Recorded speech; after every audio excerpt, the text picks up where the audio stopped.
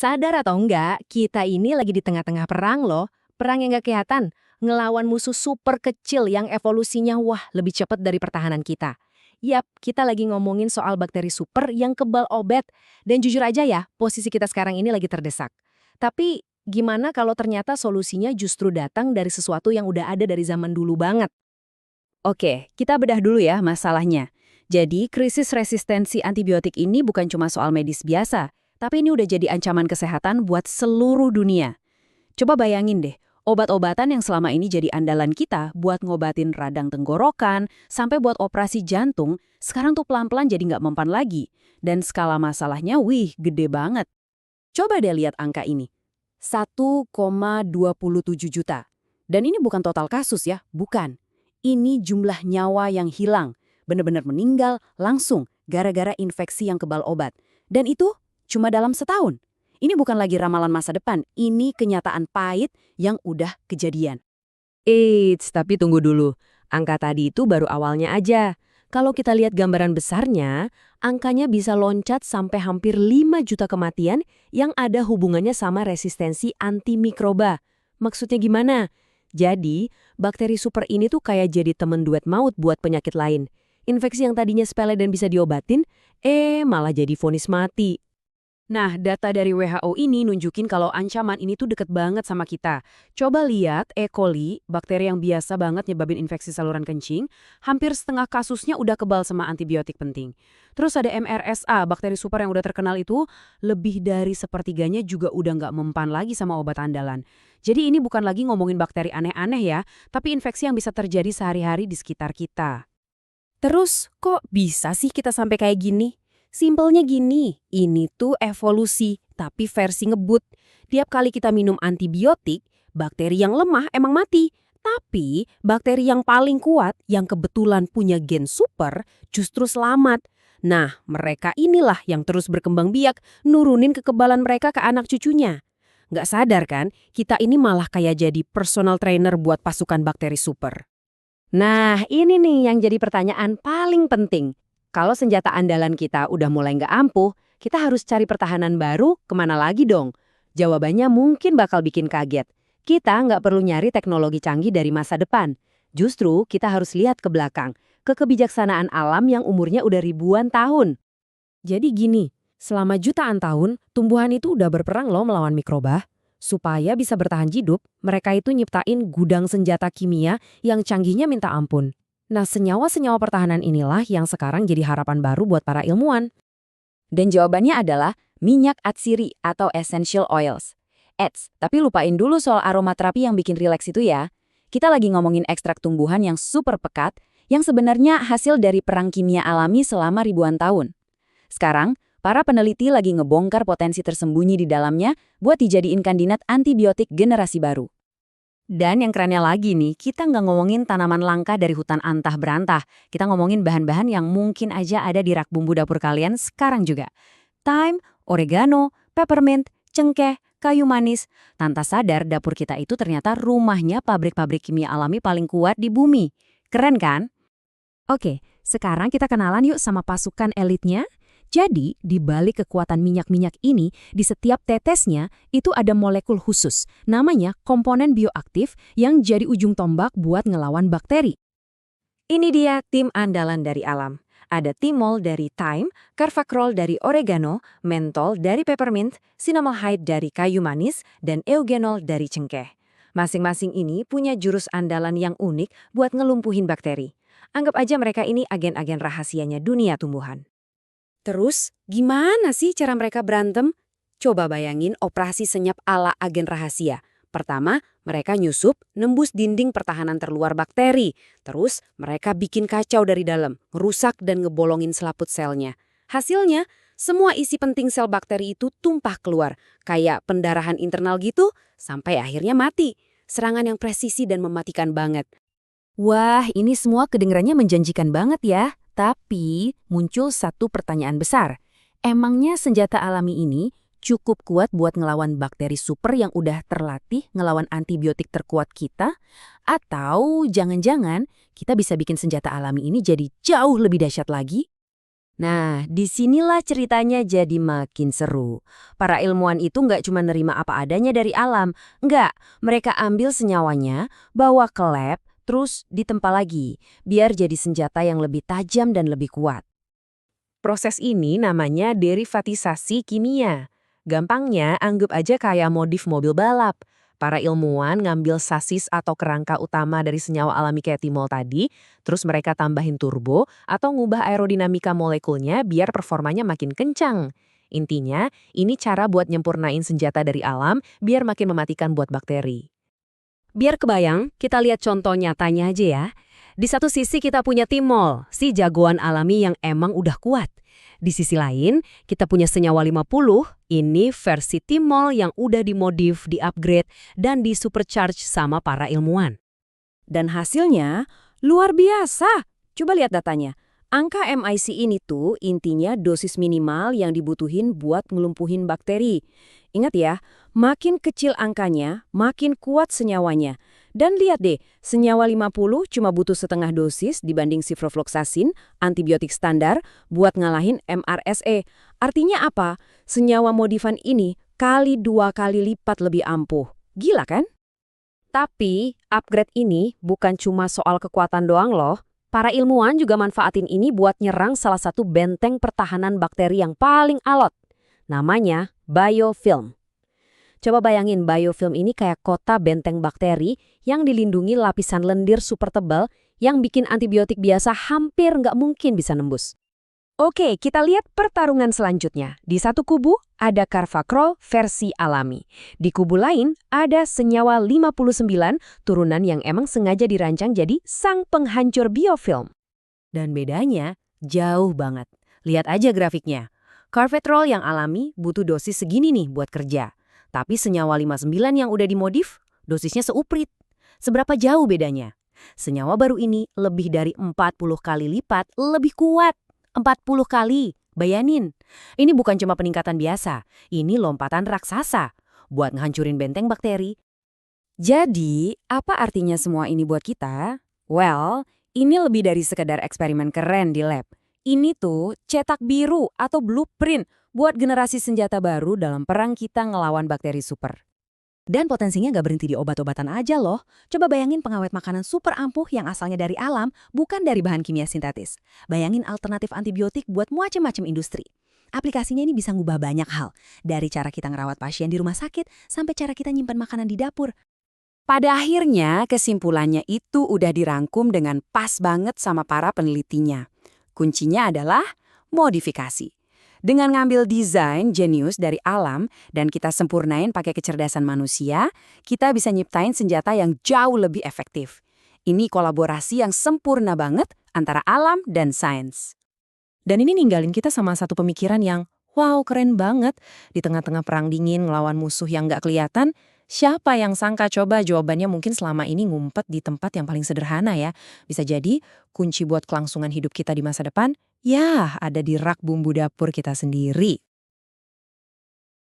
Pernah kepikiran gak sih kalau aroma lavender yang bikin relax atau wangi kayu putih yang menyegarkan itu ternyata punya kekuatan lebih dari sekedar wewangian?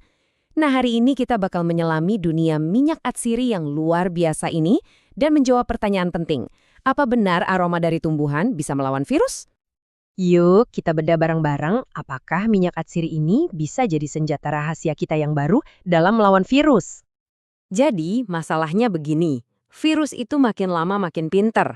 Obat-obatan yang selama ini jadi andalan kita, efektivitasnya mulai menurun.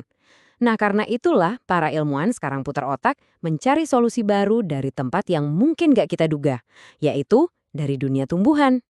Dan pencarian inilah yang akhirnya membawa kita kembali ke alam, kekuatan kuno yang tersimpan di dalam minyak atsiri. So, pertanyaan besarnya sekarang adalah, beneran gak sih minyak-minyak atsiri ini bisa bantu kita melawan infeksi virus? Oke, tapi gimana sih cara kerjanya? Yuk kita coba intip ke dalam laboratorium dan lihat apa kata sains tentang ini. Jadi, di dalam setiap tetes minyak atsiri, ada semacam superhero super kecil yang disebut terpenoid. Merekalah otaknya, mereka yang punya kekuatan super itu. Bayangin deh, virus itu kayak maling yang mau masuk ke rumah kita, yaitu sel tubuh kita. Nah, si terpenoid ini tugasnya kayak satpam super galak di depan pintu. Dia bakal halangin virusnya biar nggak bisa masuk dan bikin kekacauan. Dan yang keren banget, setiap minyak itu punya cara kerja yang beda-beda dalam melawan virus. Ini tuh kayak tim pahlawan super loh, masing-masing punya jurus andalannya sendiri buat ngelawan musuh yang berbeda. Oke, itu kan teorinya. Sekarang kita lihat buktinya. Apa sih yang para peneliti temukan pas minyak-minyak ini diuji di lab? Ini bukan cuma omong kosong loh, studi pada hewan nunjukin hasil yang menjanjikan banget.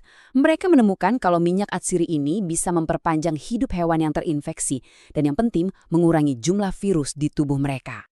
Dan ini nggak cuma berlaku buat 1-2 virus aja. Dari virus corona, herpes, hepatitis, sampai flu biasa, penelitian di lab nunjukin kalau minyak atsiri ini punya potensi buat ngelawan berbagai macam ancaman. Oke, ini semua kedengarannya keren banget di lab kan? Tapi apa artinya buat kita di dunia nyata? Apa kita bisa langsung olesin minyak kayu putih buat ngobatin flu? Nah, disinilah kita harus realistis. Ada jurang yang besar antara apa yang berhasil di cawan Petri dan apa yang terjadi di tubuh manusia. Masih banyak banget yang harus diteliti. Belum ada uji klinis ke manusia, dosis amannya kita belum tahu, kualitasnya juga belum ada standarnya. Dan ini angka kuncinya, 0. Betul, 0. Sampai saat ini belum ada satupun uji klinis skala besar pada manusia yang benar-benar membuktikan kalau minyak atsiri ini manjur untuk melawan virus pada manusia. Tapi jangan langsung pesimis dulu. Ini bukan berarti tamat. Justru sebaliknya, para ilmuwan sudah punya peta jalan yang jelas untuk mengubah potensi ini jadi sesuatu yang nyata. Ini tuh kayak bangun rumah, nggak bisa langsung pasang atap kan? Pertama, kualitasnya harus distandarisasi dulu. Kedua, kita harus tahu dosis yang aman dan efektif itu seberapa. Baru deh yang ketiga, dan ini yang paling krusial, dilakukan uji coba langsung ke manusia. Semuanya harus berurutan demi keamanan kita semua. Pada akhirnya tujuannya itu mulia banget. Menggabungkan kearifan tradisional yang sudah ada berabad-abad dengan ketelitian sains modern demi menemukan cara baru untuk menjaga kita semua tetap sehat. Jadi, lain kali Anda mencium wangi bunga atau menghirup aroma kayu putih, coba ingat, bisa jadi Anda sedang menghirup aroma dari pengobatan masa depan. Kita sering banget ya dengar soal minyak esensial sebagai solusi alami buat macam-macam hal. Tapi gimana kalau urusannya sama infeksi jamur yang bandel banget nih? Nah, kali ini kita akan bedah bareng-bareng, memisahkan fakta dari fiksi dan melihat apa kata sains sebenarnya tentang kekuatan minyak esensial melawan jamur kulit. Pernah nggak sih Anda ngerasain gatal-gatal karena kutu air? Atau pusing sama ketombe yang kayaknya nggak hilang-hilang? Kemungkinan besar jawabannya iya. Dan itu artinya Anda pernah berhadapan langsung sama yang namanya infeksi jamur. Dan ini dia masalahnya. Infeksi kayak gini tuh umum banget. Tapi obat-obatan yang selama ini jadi andalan kita sekarang mulai kehilangan taringnya. Jamurnya jadi makin pinter, makin kebal. Oke, di bagian pertama ini yuk kita kenalan lebih dekat sama si jamur ini dan cari tahu kenapa resistensi obat jadi ancaman yang serius banget. Mungkin nama-nama di layar ini kedengarannya ribet ya, tapi penyakitnya kita kenal betul, kutu air, kurap, jamur kuku. Nah, semua ini disebabkan oleh sekelompok jamur yang disebut dermatofita. Gampangnya, ini adalah jamur yang makan keratin di kulit, rambut, dan kuku kita. Dan masalahnya, mereka ini jadi makin susah buat dibasmi. Nah, ini dia inti permasalahannya.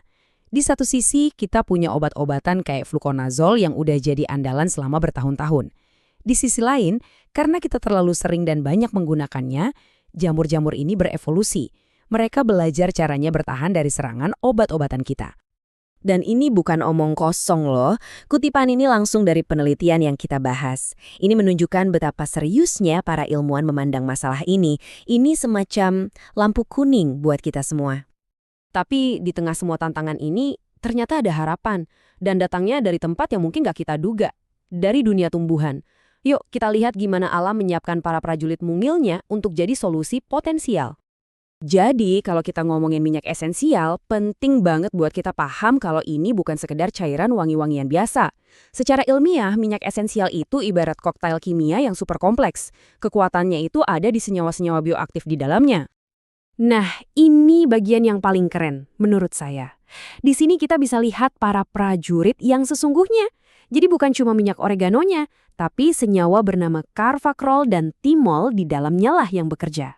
Bukan cuma minyak serai, tapi geranial dan neral. Senyawa-senyawa inilah yang punya kekuatan anti jamur yang sebenarnya. Oke, kita udah bahas masalahnya, udah lihat solusi potensialnya. Sekarang bagian paling penting, apa kata bukti-bukti ilmiahnya? Yuk kita bedah bareng-bareng. Jadi pembahasan kita kali ini bukan asal-asalan ya. Ini didasarkan pada sebuah tinjauan ilmiah yang komprehensif. Para peneliti menganalisis 41 studi yang berbeda tentang topik ini. Semuanya diterbitkan antara tahun 2010 dan 2020. Ini ngasih kita gambaran yang wah solid banget soal kondisi riset saat ini. Nah, disinilah kita harus benar-benar jeli ngeliat datanya. Dari 41 studi itu, mayoritas, hampir 80%, dilakukan di lab di cawan Petri. Cuma sebagian kecil yang lanjut ke uji coba hewan, dan yang paling krusial, cuma 5% yang merupakan uji klinis pada manusia. Ini poin kuncinya teman-teman. Ada banyak harapan di cawan Petri, tapi bukti di dunia nyata, di manusia, itu masih sedikit banget. Nah, dari penelitian di lab itu, kelihatan banget ada beberapa juaranya. Minyak kayak oregano, thyme, dan serai itu berulang kali nunjukin kemampuan hebat buat membunuh jamur di cawan Petri. Minyak juniper contohnya terbukti ampuh banget melawan jamur penyebab kurap. Grafik ini nunjukin seberapa saktinya beberapa minyak ini. Istilah konsentrasi hambat minimum atau MIC itu intinya dosis paling kecil yang dibutuhin buat nyetop pertumbuhan jamur. Jadi, makin kecil angkanya, makin jago dia. Lihat deh bedanya angka untuk minyak juniper sama minyak peppermint. Jauh banget kan? Ini nunjukin potensinya yang luar biasa besar. Jadi, jangan bayangin ilmuwan cuma nuangin minyak mentah ke jamur gitu aja ya. Enggak, mereka lagi ngerancang cara-cara super canggih untuk mengirimkan senyawa-senyawa kuat ini biar lebih efektif dan aman. Prosesnya tuh kira-kira begini. Pertama, mereka ekstrak dulu minyaknya. Terus, nah ini kuncinya, mereka nggak pakai langsung, tapi digabungin ke pembawa modern kayak gel atau salep. Dari situ, terciptalah formulasi canggih yang bisa nempel lebih lama di kulit, lebih stabil, dan bekerja tepat di sasaran. Dan ini nih, contoh yang kayak datang dari masa depan. Para peneliti benar-benar memasukkan minyak serai ke dalam sesuatu yang disebut nanosponge. Bayangin aja spons ukuran nano yang ngelepasin minyaknya pelan-pelan. Hasilnya, hidrogel yang bukan cuma efektif bunuh jamur, tapi juga lembut di kulit. Ini perpaduan sempurna antara alam dan nanoteknologi. Oke, kita udah lihat masalahnya, potensinya, sampai teknologinya. Jadi, kesimpulannya gimana? Di mana posisi kita sekarang, dan apa langkah selanjutnya dalam perjalanan menarik ini? Jadi, apa kesimpulan utamanya? Ada 3 hal. 1. Potensi minyak esensial di laboratorium itu nyata banget. 2. Kita punya teknologi canggih untuk membuat minyak ini jadi pengobatan yang lebih baik. Tapi yang ketiga, dan ini yang paling penting, ada jurang yang sangat besar antara hasil lab dan bukti pada manusia. Kita butuh lebih banyak uji klinis untuk menjembatani jurang itu. Jadi, kalau ada satu hal yang perlu Anda ingat dari pembahasan kita hari ini dia. Minyak esensial ini punya potensi yang luar biasa, bidang penelitian yang sangat menjanjikan. Tapi, kita belum sampai di titik di mana ini bisa jadi rekomendasi medis standar. Sains itu butuh proses. Dan sebagai penutup, saya mau tinggalin satu pertanyaan buat kita renungkan bareng-bareng. Dengan makin meningkatnya resistensi obat dan potensi luar biasa yang tersembunyi di dalam tumbuhan, mungkinkah kita sedang diambang sebuah pergeseran, di mana solusi untuk penyakit modern justru kita temukan kembali di alam? Masa depan pengobatan mungkin jauh lebih hijau dari yang kita kira.